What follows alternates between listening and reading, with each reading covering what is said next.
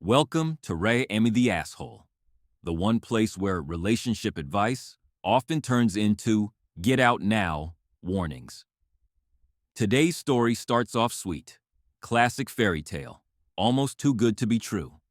But let's just say, by the end, you'll be double-checking your own partner's idea of boundaries. This isn't a story about screaming matches or cheating scandals. It's something far more quiet, and scarier because of it. One small request turns into a rule. One concern becomes control.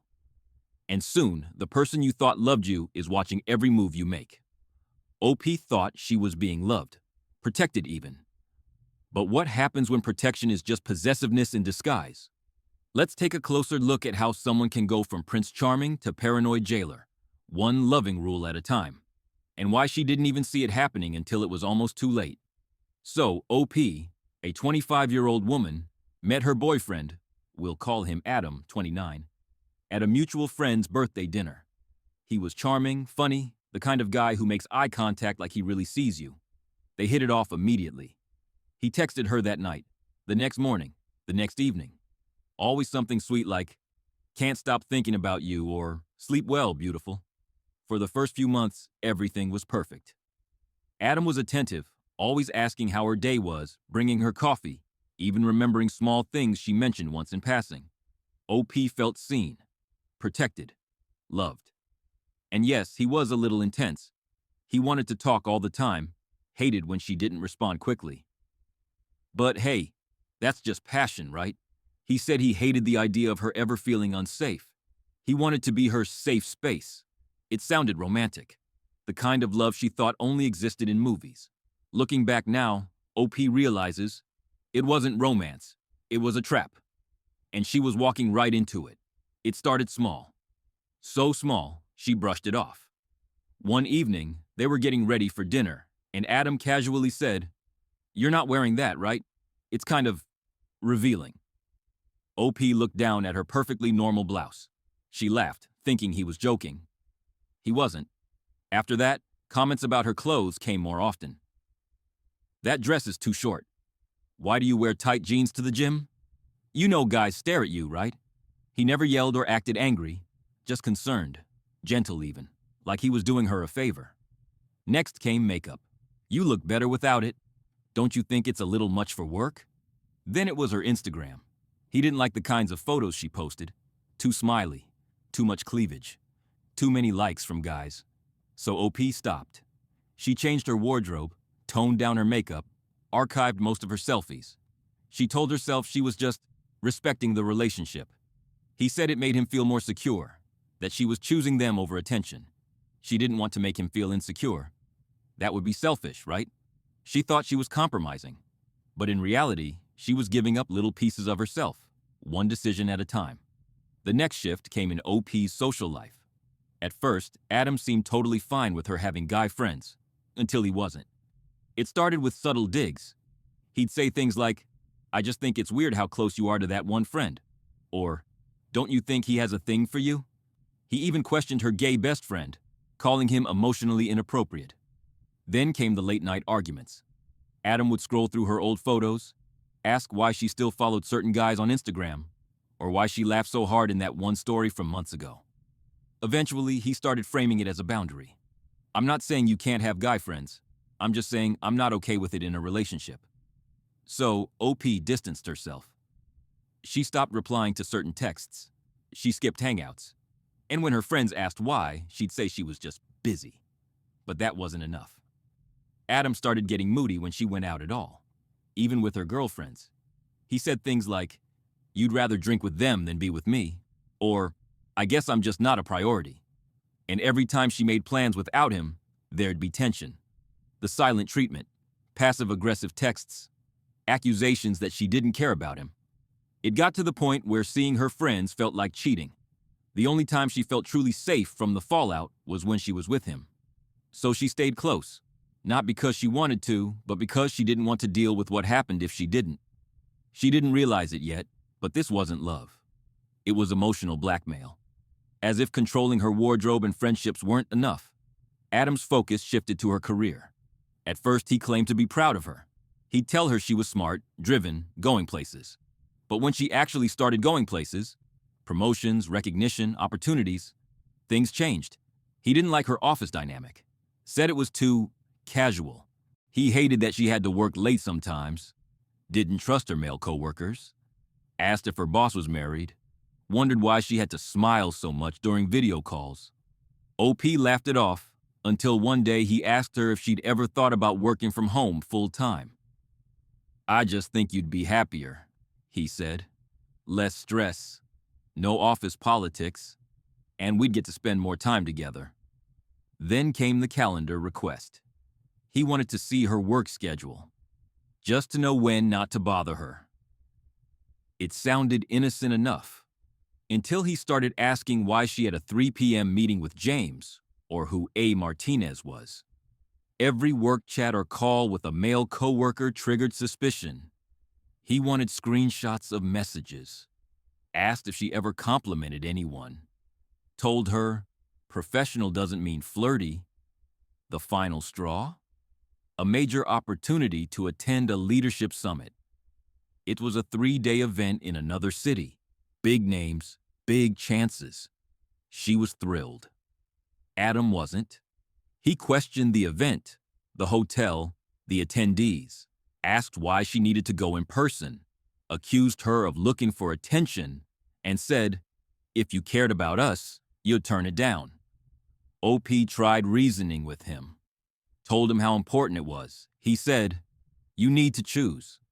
Either you chase your little career dreams, or you build a real future with me." It wasn't just about work anymore. It was about control, masked as concern.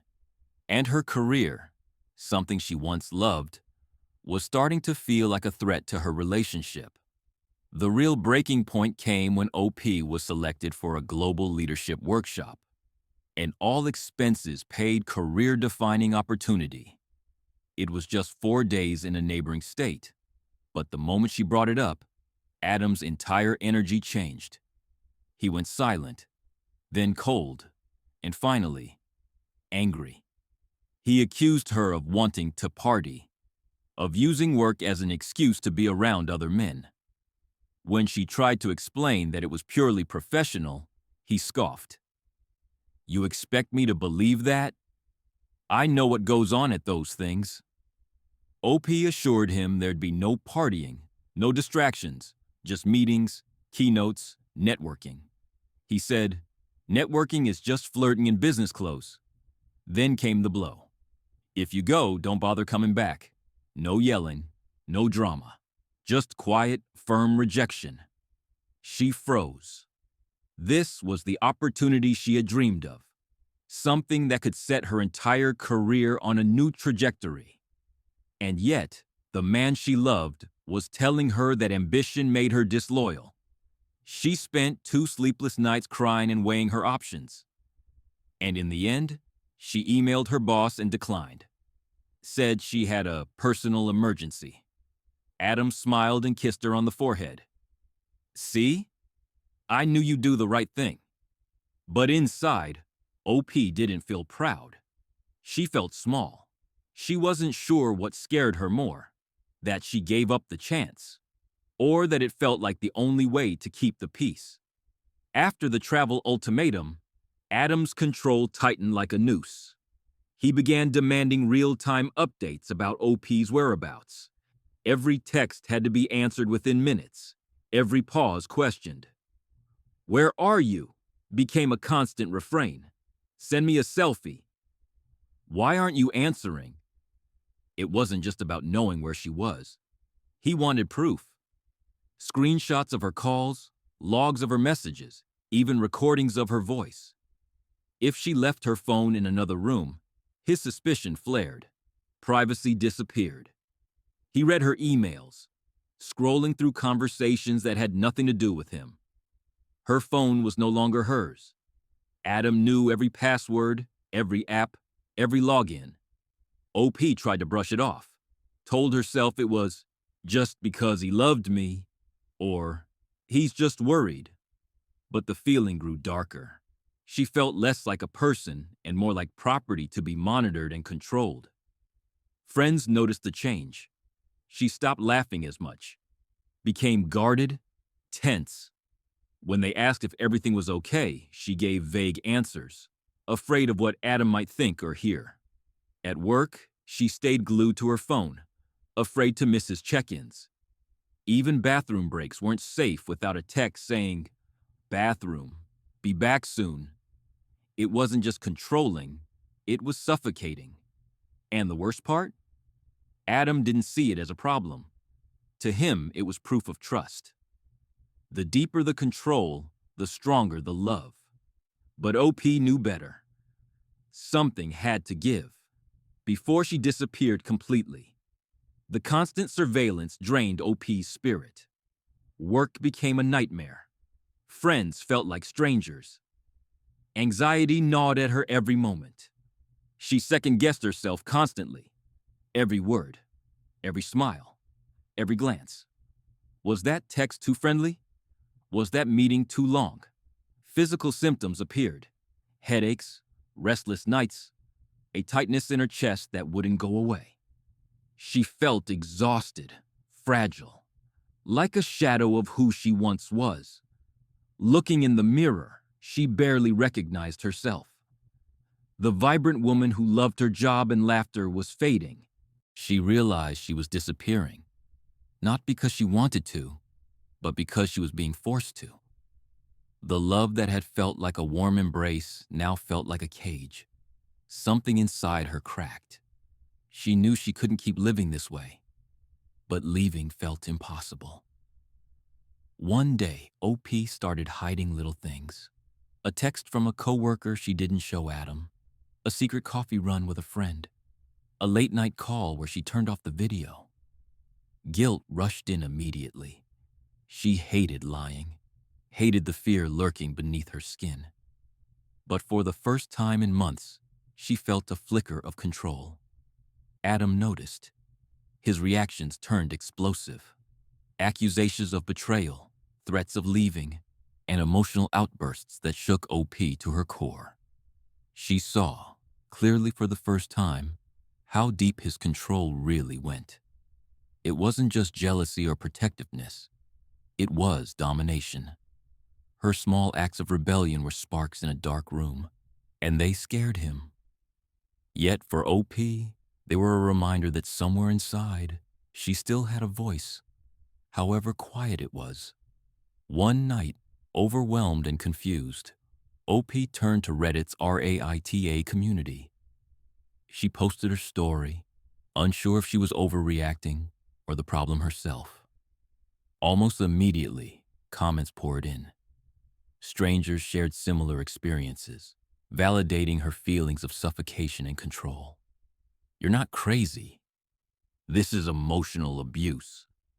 You deserve freedom, respect, and trust." Reading these words opened OP's eyes wider than she expected. She realized the pattern she had ignored for so long wasn't just quirks or love. It was toxic, harmful, and unhealthy. The Reddit community helped her name what she felt but couldn't express: manipulation, gaslighting, and emotional imprisonment. For the first time in months, she felt less alone. She wasn't the problem. The dynamic was. This clarity was painful but freeing. It was the first step toward reclaiming herself. Looking back, OP saw the full cost of the relationship. She had lost friends she once cherished, especially those he disapproved of. Conversations felt forced or avoided to prevent conflict. Her freedom, once spontaneous and joyful, was now scheduled, monitored, and restricted. Ambitions she had once pursued with passion were pushed aside. Work trips canceled, career goals muted, all to keep the peace. The control hadn't happened overnight. It was slow, creeping in like a shadow that grew longer each day.